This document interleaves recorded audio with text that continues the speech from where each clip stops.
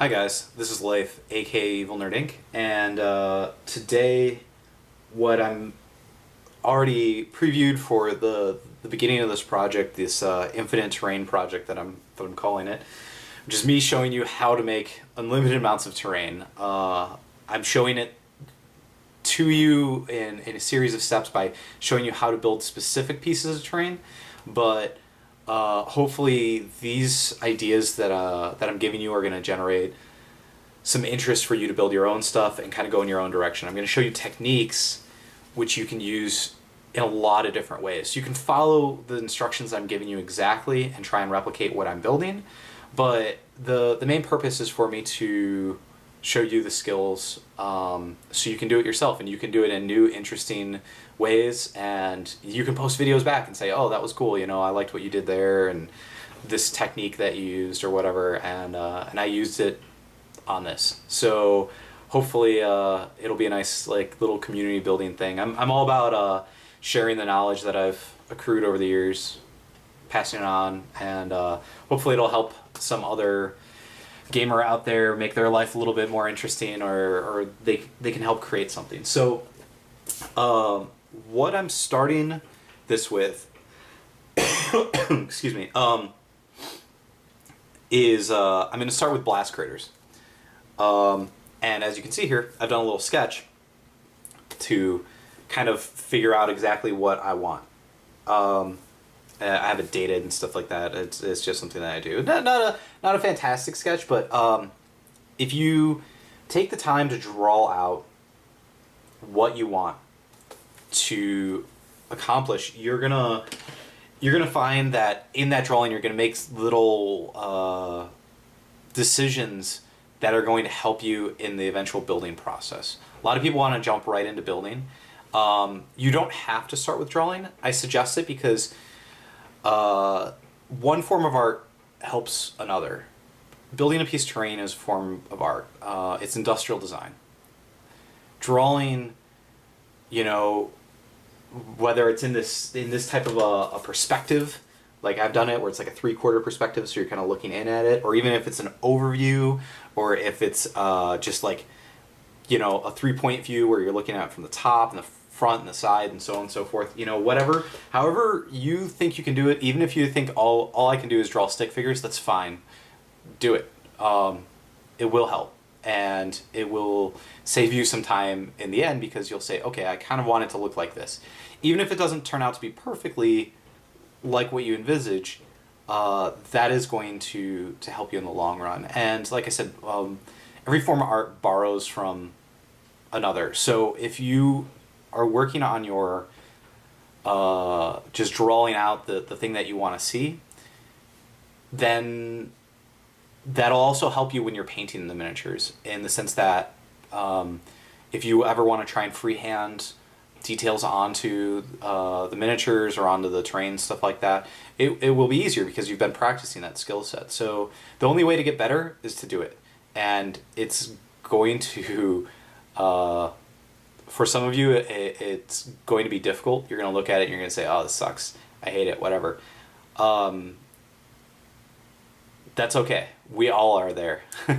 I myself look at the artwork that I do and stuff like that. I'm like, oh, this is awful, and nobody would want to see that. But evidently people do. So, and the only way that I've gotten there, it hasn't been some sort of great talent that I was inborn with. I would say that maybe I have had some natural talent, but the majority of where I've gotten to is just by hard work. So I really do believe that anybody can accomplish the goals that they want just by working hard at it. Michael Jordan didn't just wake up one day and become the best basketball player. He worked really, really hard at it. So I'm not saying that I'm the best terrain maker. I'm not making that claim. But what I'm saying is that for me to improve, I have to work at it. So the same is true to you, and I just want to encourage you to work at it. So, and it starts with whatever your mind can dream up. Just grab a piece of paper and a pen, a pencil, whatever, and draw. If you don't know what you want to work on, if you don't want to follow the same projects that I'm working on, and you want to do your own stuff, great.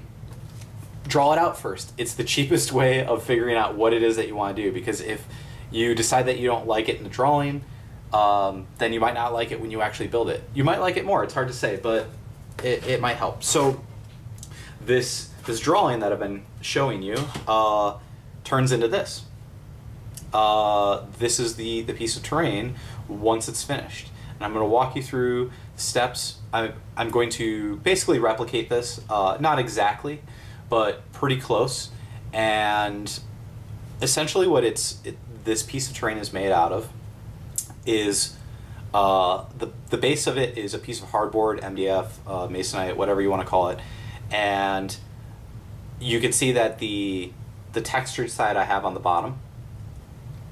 Over the top of it, these larger rocks around the outside are pink foam that are cut, and I'll show you the way in which to cut them to make them look as though they are, let me get some more light here maybe, that'll help you see, how to make them look like they're stone. So some people will go out and get stones out of their yard and stuff like that and stick them on. That type of technique will work, but you may have to get a bunch of stones. They won't fit exactly the type that you're working on, and they're also heavier. The pink board or insulation foam, very, very light and easy to work with. Then in the middle, what I did is I used plaster of Paris to create this smooth but raised rock area that's also kind of like melty, to make it look like when the explosion happened, it not only blew apart the rocks, but it actually melted some of the rock or whatever. And then I have around the outside and somewhat on the inside, it's just sand, play sand. I painted all of this, and then I've added my snow effect. I did the snow effect in a previous video, so I will drop a little link in the annotations here, so you should be able to see at the bottom a little link for how to do the snow effects. I'm not going to cover that in this video, but I'll do everything else. I'll talk about the boards, I'll talk about the building the rocks, pouring the plaster of Paris, and then also basing it. So this is what we're going to shoot with, or shoot for. What I just did outside, hence why I'm wearing this scarf to have kept the sand and stuff out, is I worked on my base. This is the number one step for pretty much all of your terrain building, is getting this nice smooth beveled edge, so it's not like a 90-degree angle down, and also to get it in kind of an organic shape. So it's kind of rounded, it doesn't have sharp edges really anywhere. So I'm going to show you exactly how to do that. The tools that you're going to need for the project, first is going to be masonite board. I got a big piece of this. It's square, 2 feet by 4 feet for $5 at Home Depot. I'm sure you can get it at Lowe's or Ace or any other hardware store that you happen to have around in your area. $5 gets you a really big area. And this is maybe 6 inches by 8 inches, something like that. So I could easily get 2 dozen craters out of a piece that big. I'm not going to make that many craters. I'm going to be using that same piece of masonite board for a long time, and I'll tell you when it runs up. So our current tally right now is $5 for the project. I'm going to use a Dremel just for speed and efficiency. In the next part of the video, I'm going to show you with a Dremel, but I also use a hand saw. Sometimes these are called stab saws. Yeah, it's quite violent, right? The reason being is that they come to a point. This isn't very sharp on the point, but these are for generally cutting drywall. So you have a flat surface and you can stab through it and then saw down. But as you can see, it's nice and thin here. And I picked this up for, again, $5 at a hardware store. And you want something that has a nice thin blade without like some sort of arm or something behind it. Certain saws, like jeweler saws and stuff like that, are like a square shape where it has an arm that comes around it and then a very thin blade. That may work, but the problem that you may find is when you're cutting your board, that arm will hit against the edge. So you're cutting through, and then the arm will stop here. So you can't actually cut down any further, if that makes sense. I don't have one handy. I've got one around, but I just don't have one handy. Otherwise, I'd show you. what I'm talking about.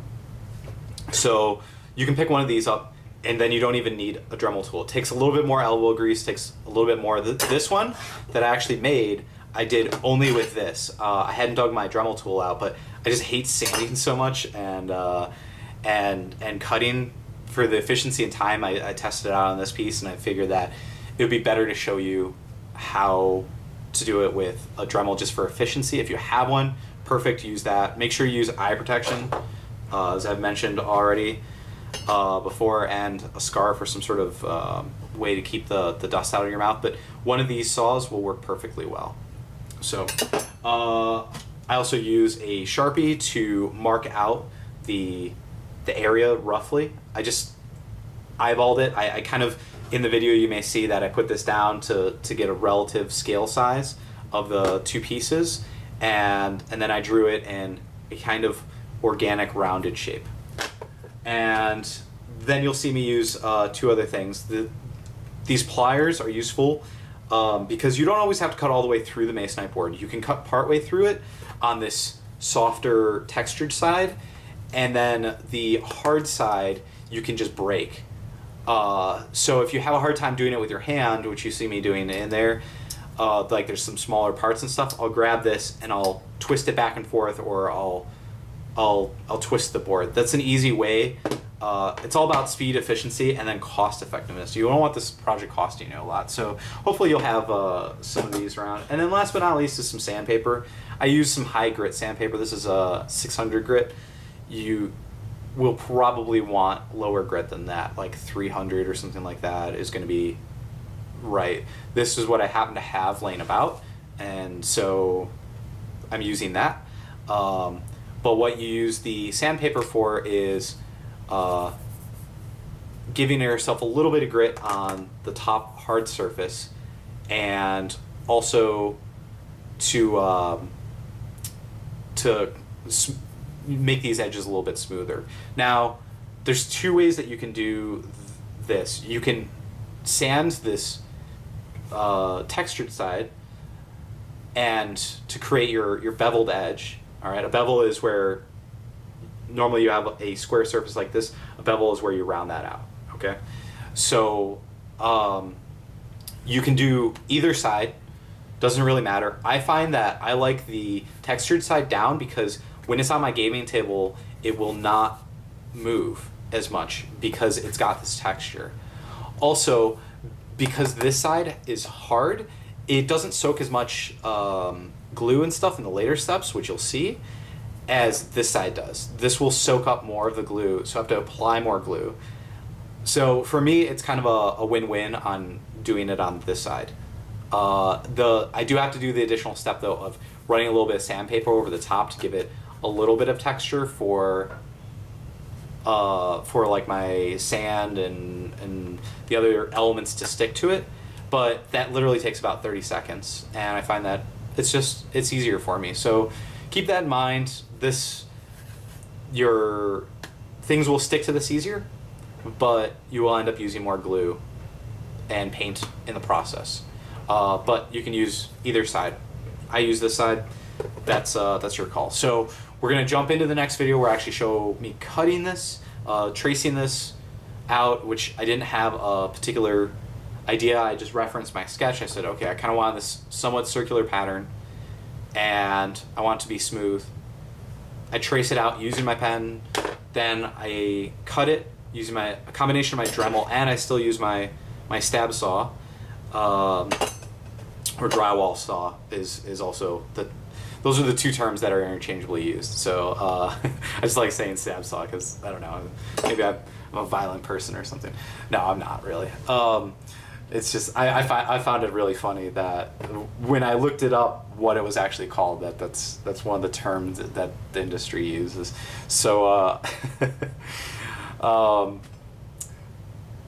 I use a combination of the Dremel and the saw to cut it out. Again, I use the pliers to break off a few pieces, and then I sand it.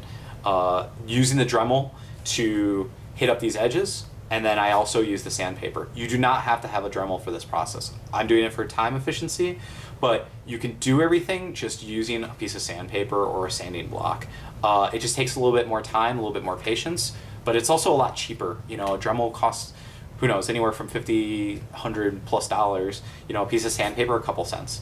So if you're trying to do it cost effective and you don't have a Dremel, not a problem. Just use sandpaper. Something around 300 grit is going to work fine. If you have less than that, if you have 100 grit, so I'll explain that real quick for those of you who may not know. The higher the number, the more tiny granules of sand are within a square inch. So the finer the sandpaper is. So when this is 600 grit, that means that it is finer than 300. 300 is finer than 100. So when you go down to like 50, 7500, like that's pretty coarse. It makes quick work of it. And then when you go to higher stuff like this, it gives you a nice smooth surface, but it takes longer if you're trying to wear something down. So what you can do if you don't have a Dremel is get some really coarse, say like 100, 150 grit sandpaper. That'll go through that very quickly. And then if it feels a little too rough for your taste, you can get a higher grit piece of sandpaper and go back over that.